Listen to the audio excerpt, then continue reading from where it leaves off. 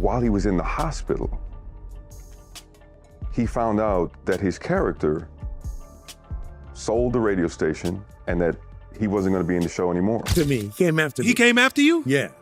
Okay, you never got a chance to work with him on SNL? Not at all. No, not at all.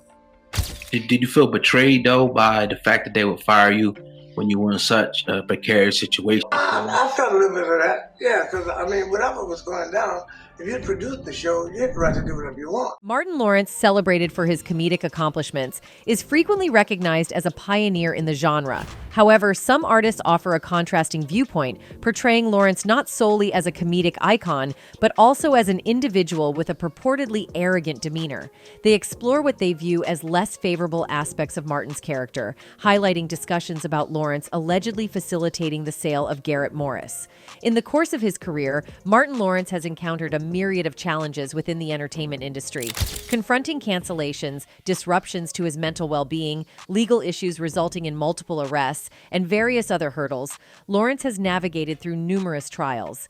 Yet before stepping into the industry, Lawrence led a different life. Today, he openly recognizes the adversaries who sought to cancel him and their endeavors to impede his advancement in the realm of entertainment. A weak person cannot get to sit here and talk to you. In a fashion reminiscent of Richard Pryor's dominance in the 70s and Eddie Murphy reigning supreme in the 80s, the 90s witnessed the emergence of Martin Lawrence as a formidable force. His journey began with a notable film debut, portraying the character C in Spike Lee's Do the Right Thing in 1989. Lawrence further solidified his presence with a scene-stealing performance in House Party and its subsequent installment, The Pajama Jam. The subsequent summer marked an explosive period for Martin, securing a supporting role in the underrated Eddie Murphy film Boomerang. Simultaneously, he made his debut as the host of HBO's Def Comedy Jam on July 1st, 1992, a pivotal day that underscored his escalating prominence. In the 1990s, Martin Lawrence emerged as a prominent figure in comedy and entertainment. With his undeniable talent for humor, Lawrence quickly rose to stardom and landed his own show, Martin, on Fox. It was a period filled with immense promise and opportunity for the comedian as he stood on the brink of reaching new heights in his career. However, it was during this time that Lawrence's behavior and decisions started prompting questions about whether he had been captivated by the dazzling allure of fame. Then he started having that little funky attitude, and and I look at it, I said, sometimes I look at these brothers and say, boy.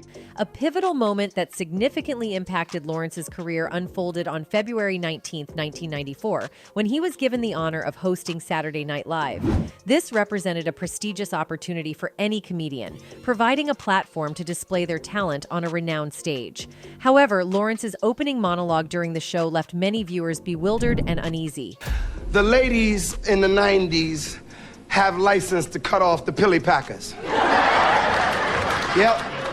They got license to cut your thing off. The opening monologue holds significant weight on SNL. In capable hands, it can be genius, but when delivered by someone like monotone tech billionaire Elon Musk, it can feel endless.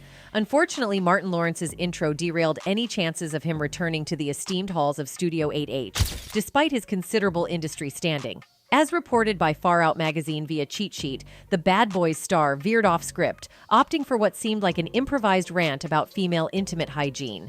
Expressing his search for a life partner, Lawrence criticized women who, in his opinion, didn't maintain proper hygiene in their intimate areas. He even cast doubt on the accuracy of commercials for certain female products, suggesting that either the ads were misleading or the women buying them couldn't follow instructions. But I mean, I feel for that man, though, man. I feel for him, because you took his thing, man. You know what I'm saying? He can't do this. He ain't ever gonna really be able to do this. So when he came to host SNL, the comedian was feeling pretty good about himself. The man swaggers his way through that opening speech before wrapping up with "We got a great show for you tonight because I'm here." Regrettably, Lawrence seized the opportunity to embark on an evidently unpolished bit, criticizing the state of female personal hygiene. At one point, he even suggested an unorthodox use of a Tic Tac to address the issue. Reportedly, none of this was planned, a direct violation of Lorne Michaels' strict no improv rule. Moreover, the crass nature of Lawrence's commentary, even by 90s standards, resulted in his banishment not only from SNL, but from NBC as a whole. And the lady cut it off, man.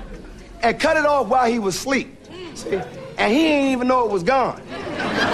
You know, he was asleep, just chilling, you know, rubbing, having one of them. Awkward SNL monologues continue to be a pertinent topic today, but Martin Lawrence's seems to have particularly resonated. According to the LA Times, in the aftermath of Lawrence's inappropriate comments, NBC received 200 complaints, adding to the mounting pressure on the comedian. Concurrently, his first concert film, You So Crazy, garnered an NC-17 rating from the Motion Picture Association of America, and his album, Talk in S, bore the notorious symbol of 90s parental caution, the parental advisory sticker. I mean, what's up? Would you hang out with us? I mean, who is this guy you spending all the time? Girl, he is so good to me. That is my baby. He's in the other room, so would you be quiet? I don't give a... Girl, come on, we are your friends. It's all right to go out. Speaking on the SNL debacle, Lawrence told The Times that he performed the same bit during a run-through and heard nothing from Lorne Michaels or anyone else about it being unsuitable. Meanwhile, NBC claimed he did, in fact, go off-script during the infamous female hygiene section of his monologue. That tracks with the fact that syndicated episodes of the episode were broadcast with a series of title cards explaining that the network was refusing to air that particular part. And those cards are arguably funnier than the bit itself. At this point in his monologue, Martin begins a commentary on what he considers the decline in standards of feminine hygiene in this country. Although we at Saturday Night Live take no stand on this issue one way or the other, network policy prevents us from rebroadcasting this portion of his remarks. In summary, Martin feels, or felt at the time, that the failure of many young women to bathe thoroughly is a serious problem that demands our attention. He explores this problem, citing numerous examples from his personal experience, and ends by proposing several imaginative solutions. It was a frank and lively presentation, and nearly cost us all our jobs. We now return to the conclusion of Martin's monologue. Martin Lawrence did eventually return to NBC with a 1995 appearance on The Tonight Show, but he's still never been back to Saturday Night Live. The comedian clarified things in a 2020 interview with The Breakfast Club, where asked if he was still banned from SNL, he responded with, "I don't give a damn," before adding, "They had banned me from NBC at the time for a minute, but then they realized the way it went down wasn't what they thought. And then they sent me an apology letter." Warren Littlefield, then head of NBC Entertainment. He sent me a letter and apologized and said, "Welcome back to NBC." Not that NBC was right to ban him, or that Michael's rule against improv doesn't seem slightly incongruous given his show deals almost exclusively in a comedy style that developed from within the improv community. But the whole female hygiene bit, apart from clearly being new and untested, was just kind of uncomfortable. And you can sense the live audience felt that too, despite the cheers from a particularly unfortunate contingent within the crowd. Ultimately, both NBC, the offended viewers, and Lawrence himself came out of the whole thing looking kind of silly, which is why it's probably better to take a page out of the comedian's book and not give a damn about any of it. The decision stirred controversy and sparked discussions, yet it appeared that Lawrence's career remained largely unscathed. Despite the SNL debacle, Martin Lawrence continued to ascend in the entertainment world. His undeniable talent and charisma seemed to eclipse his earlier missteps, and fame appeared to be well within his grasp. However, the tumultuous nature of Lawrence's life extended beyond his career in entertainment. However, Martin Lawrence faced significant issues with Garrett Morris. Known for his extensive and esteemed acting career, Garrett Morris's role on the beloved 90s comedy series Martin is fondly remembered by fans. Nevertheless, viewers were taken aback when Morris, a full-time cast member in the first 2 seasons, abruptly vanished from the series, making only one additional appearance throughout its run. Morris later revealed that he was dismissed from the show by its lead producer, coincidentally the star himself, Martin Lawrence. A versatile artist, Morris encompasses roles as a comedian, actor, and singer. Originating from New Orleans, he nurtured his early musical talents in the church choir. Morris further refined his skills at the Juilliard School of Music and Dillard University. Following his formal education, he launched his entertainment career in Broadway musicals, featuring in productions like Hallelujah, Baby and Ain't Supposed to Die a Natural Death. Seamlessly transitioning to television and film, Morris became a part of the original cast of Saturday Night Live, leaving his mark on the popular sketch comedy show from 1975 to 1980. Notably, his standout character on the show was the fictional Dominican baseball player, Chico Escuela. Garrett Morris achieved a breakthrough in film with his role in the 1975 movie Cooley High. His filmography boasts notable appearances in productions such as Car Wash, How High, and The Long Shots, among others. Beyond the big screen, Morris left an indelible mark on various sitcoms. Particularly, he portrayed Junior Uncle Junior King on The Jamie Foxx Show for a 5-year stint. Additionally, Morris took on the role of Earl Washington on CBS's Two Broke Girls from 2011 to 2017. In the iconic 90s series Martin, Morris portrayed Stan Winters, Martin's boss at the W-Zoop radio station, making a significant contribution to the show's success. The series premiered in 1992, and Morris remained a part of the cast until 1995. Hey, my brother, allow me to introduce myself. I'm Brother Shabazz. Morris's portrayal of Stan on Martin endeared him to viewers, but behind the scenes, the relationship between Morris and Lawrence was reportedly fragile, often fraught with tension. The breaking point appears to have been a tragic incident that led to a final rift. During the filming of the second season of Martin in 1994, Morris became the victim of a robbery attempt in South Central Los Angeles. Two men approached him as he walked to his car, demanding money. Utilizing his first-degree black belt skills, Morris managed to counter the assailants, but one of them fired 2 shots, hitting him in the chest and stomach. Following the incident, Morris underwent surgery at the hospital. Despite news coverage of the event, none of his Martin co-stars publicly addressed it. A producer made the decision that Morris would not return to the show post-recovery. Morris learned about his departure from the series when he received a script explaining that his character had sold the radio station and moved to China. Garrett Morris enjoys a distinguished and extensive acting career, and his role in the beloved 90s comedy series Martin has secured him a special place in the hearts of fans. However, viewers were taken aback when he abruptly disappeared as a full-time cast member after the second season, sparking curiosity and leaving many puzzled about the circumstances surrounding his departure. I'm Garrett Morris, talking to all you white Americans about the way black people have been treated in America. Now, I know a lot of you feel guilty, and you should. Morris made only one additional appearance in another episode during the show's run. Following his limited involvement, he revealed that his departure from the series was the outcome of being let go by none other than the show's primary producer and lead star, Martin Lawrence.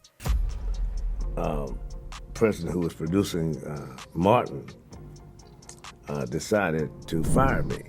Contrary to certain perceptions, it seems that Martin Lawrence did not have intentions of causing harm to anyone. Instead, his tumultuous journey through numerous challenges took a toll on his mental well-being. Dave Chappelle has been candid in discussing Martin's experiences, shedding light on both his struggles with mental health and the darker aspects of the entertainment industry. Martin Lawrence is the guy that showed everybody you can make it from D.C. to Hollywood. And I had a personal stake in his success. Every time he did something. Reportedly, Martin Lawrence's condition reached a critical point marked by extreme weakness and depression. In August 1999, he faced a significant health scare when he fell into a 3-day coma after collapsing due to heat exhaustion while jogging in exceptionally hot conditions. This incident occurred as he was preparing for his role in Big Mama's House and was wearing heavy clothing, including a plastic suit. His condition was severe enough to warrant hospitalization, with his body temperature reaching 107 degrees F, 42 degrees C, ultimately requiring the use of a ventilator. Despite these challenges, Martin Lawrence has received substantial support from his fans. One of them wrote, "Martin was on that Richard Pryor level when it pertains to his storytelling skills. Y'all, I miss Def Jam. Martin is still awesome." Another one added, "Martin Lawrence is a legend, haha, a complete great. Kevin Hart looks up to all of those OGs like Carlin, Harvey, Murphy, Lawrence, Max, Cedric, etc. The greats." Morris has expressed his frustration regarding the situation, but he has never publicly revealed the person responsible for his abrupt termination from the show. But in a recent interview with Netflix's Strong Black Lead, Morris said his departure from the show was unexpected. But the man who produced Martin basically was Martin Lawrence. And after I had no bad words with him, still to this day, I do not understand why he decided to fire me while I was in Daniel Freeman Hospital. Not only fired me while I was in the hospital itself, but then went around telling people in interviews that he came and sat by my bed and cried and stuff like that. The same person. Despite harboring anger over his departure, Morris chose to accept the loss and move forward. He attributed his exit to Lawrence's apparent dislike for him, coupled with Lawrence's role as the lead producer, which left Morris reluctant to fight for his job. In total, Morris featured in over 50 episodes of Martin and made a guest appearance during the 3rd season, marking his final stint on the show. Undeterred, Morris continued his acting career and secured a role in The Jamie Foxx Show just a year after parting ways with Martin. In an interview with Netflix's Strong Black Leads, Morris candidly discussed his firing from Martin and admitted to being unaware of the exact reasons behind it. Lawrence, the lead producer of the show, has never publicly responded to any of Morris's claims.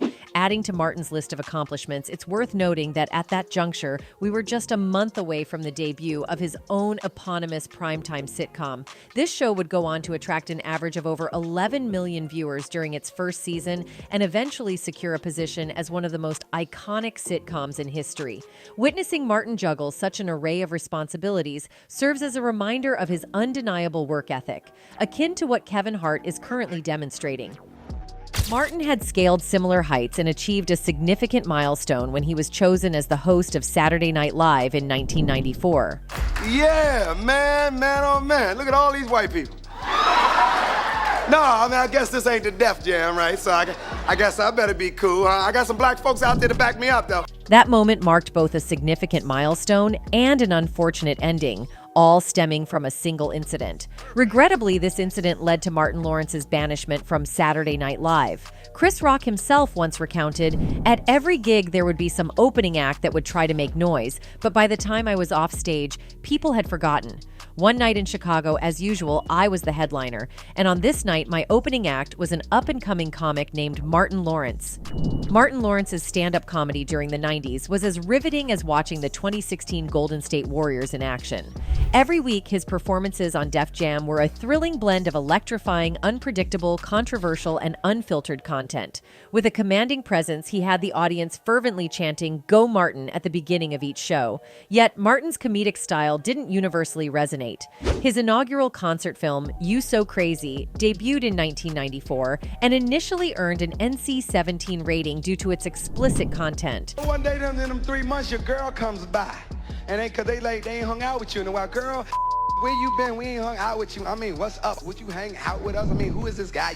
The film's distributor eventually opted to sell the movie to another company, which then released it as an unrated film. However, Martin's struggles with censorship were only beginning.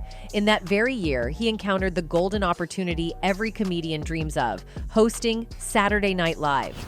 Unfortunately for Lawrence, this would also be his final time hosting the enduring variety show. He found himself banned for life after delivering a set of jokes that NBC deemed excessively inappropriate for live television. Yeah! You fired up. What's up? They thought I wasn't coming back. Don't sit there and try to look cool. During his opening monologue, Lawrence embarked on a rant touching on female hygiene, humorously advising the audience about the importance of proper cleanliness. Evidently, his jokes took a raunchy turn, which proved to be beyond the limits of acceptability for a live network broadcast. You got some beautiful women, but you got some out there that, I gotta say something. Some of you are not washing your properly.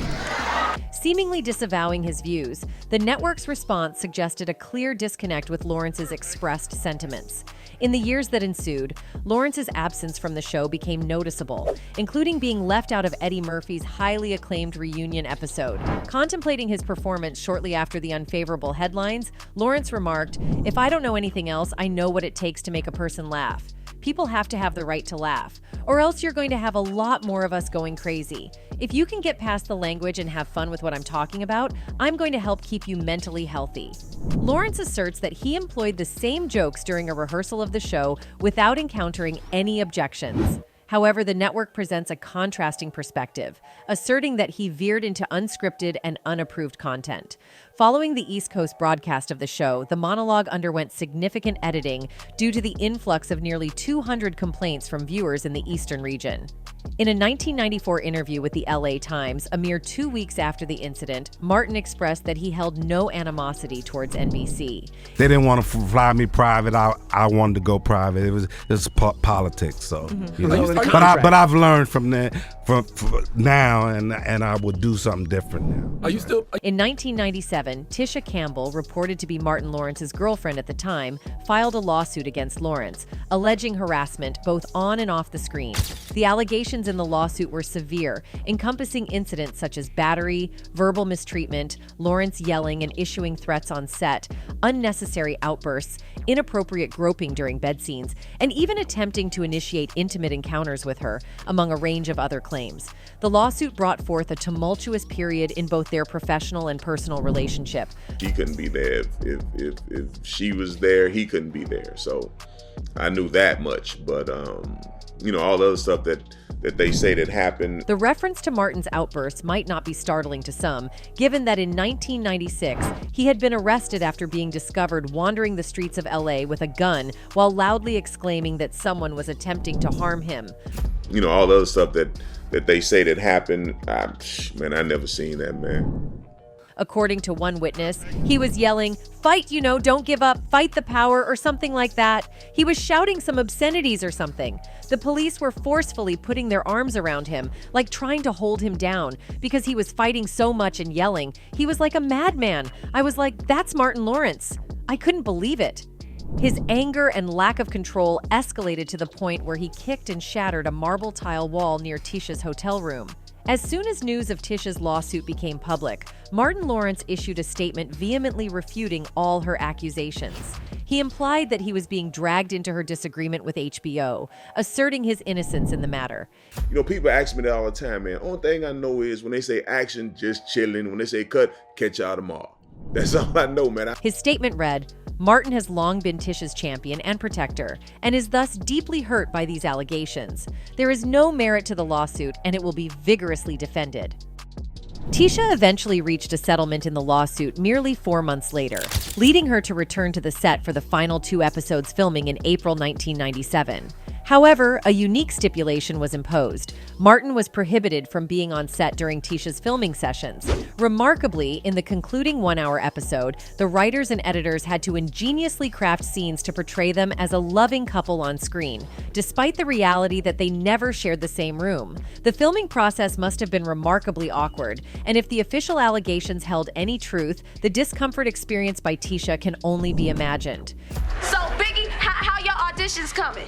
Why you want to know, Gina? You are not auditioning? No, I'm not. I did not say that. No. I was just making conversation. The cast of the show, Martin, is nearly inseparable from thoughts about the series itself. The on-screen chemistry among the actors played a pivotal role in establishing the enduring impact the show has had on its fans over the years. However, behind the scenes, the dynamic wasn't always as harmonious. Despite the accolades the show received for its humor-filled storylines and the camaraderie among the cast, rumors of mistreatment emerged, particularly involving comedian Martin Lawrence, the show's central figure. For me, I was in a whole nother space, you know what I mean? I always wish the best for people and hope that they grow and I don't wish nothing bad on nobody, you know what I mean? Carl Anthony Payne, recognized for his portrayal of Martin's endearingly dim-witted best friend Cole Brown, openly acknowledged the discrepancies between appearances and reality during an interview with thisis50.com in 2015. Payne revealed that the situation was quite different from what it seemed on the surface. Initially, everything appeared to be going smoothly, and there were no evident issues between him and Martin Lawrence. Payne described the environment as a great place to work. However, the dynamic shifted when Martin started mistreating him, drastically altering the work atmosphere. He further said, "We had issues." Martin had issues with himself, really. I think he was battling his own demons. Furthermore, Ernest Thomas, renowned for his portrayal of Raj on the beloved TV show What's Happening, made a surprising revelation. In a jaw-dropping statement, Thomas leveled some truly startling accusations against Lawrence. More the success came, you can't get a hold of. To begin, Ernest Thomas looked back on the initial stages of Martin Lawrence's foray into the entertainment industry. Thomas acknowledged that Lawrence got his first significant opportunity on What's Happening, a piece of information that hadn't gained widespread attention. He had just done Star Search, but he didn't win. He didn't win Star Search. So his first professional gig was What's Happening. now. Thomas shared the story of extending a warm welcome to Lawrence, even in the face of opposition from other cast members. He hinted at Lawrence's unmistakable comedic talent, making Thomas's choice to support him almost instinctive. But I was there with him when he was turned down by the Comedy Store 3 times. Yeah, but that was it. He got his start on there. In that era, Martin Lawrence emerged as a promising star full of potential. His magnetic charisma and undeniable talent swiftly drew the attention of those in his vicinity, including Ernest Lee Thomas. The atmosphere on the set of What's Happening Now was infused with camaraderie, and Lawrence's humor and vibrant energy breathed new life into the show. Nevertheless, as Martin Lawrence's career reached new heights, evident transformations unfolded. Thomas skillfully depicted how Lawrence's demeanor underwent a noticeable shift, a transformation characterized by a burgeoning sense of arrogance and an ever-widening disconnect from reality. This evolution became increasingly conspicuous as Lawrence ascended the ladder of fame and success. With each rung he climbed, Lawrence delved deeper into the realm of celebrity. You know, and it wasn't like he was just incredibly funny. You know, now, of course, I love the Martin Show, but it wasn't there. The weight of fame, the relentless demands of the industry, and the tempting allure of the spotlight evidently influenced Martin Lawrence's personality. Once a humble and motivated young artist, he now showed signs of conceit and self-importance. Ernest shared a compelling anecdote about a missed chance to collaborate with Lawrence. He described how Lawrence, to Thomas's surprise and disappointment, turned down a lucrative offer for a film project. Not only did he not talk, he could at least call me himself and said, "No, you got the agent calling me." Ernest went further to explain the incident, saying, "Made the offer. We had offered him $500,000 for 13 days. Never heard from the agent after that." This incident served as a glaring example of how success can sometimes sever the connections between celebrities and their roots. The missed opportunity became a poignant reminder of how fame's alluring charm can cloud one's judgment. Lawrence's choice to reject the offer had consequences that extended beyond the immediate project, reflecting a broader transformation in his priorities and a distorted perception of his value in the industry. Fans are convinced that there might be some truth in Ernest's claims of Lawrence being blinded by fame. One of his fans wrote, "Used to always see Mr. Ernest at the Pasadena CA library all the time. I would speak and he was always kind." Another one added, "It's a fact, money will change you. And if you didn't know, that's because you haven't experienced it. It's true what they say though, no money, no problems." One more person added, "That brother's energy is genuine, and I really appreciate that in itself. People always throw empty words around, and when you call them on it, they can't be found. It's a sad affair, the state of selfishness that exists on all levels of life, no matter what your status is. I've given up on people, and when bad things happen to us, it's judgment. So be it." Given Martin's past, it's not difficult for individuals to view him as a figure characterized by arrogance, almost resembling a monster. That wraps it up for today. Catch you in the next video. Until then, goodbye.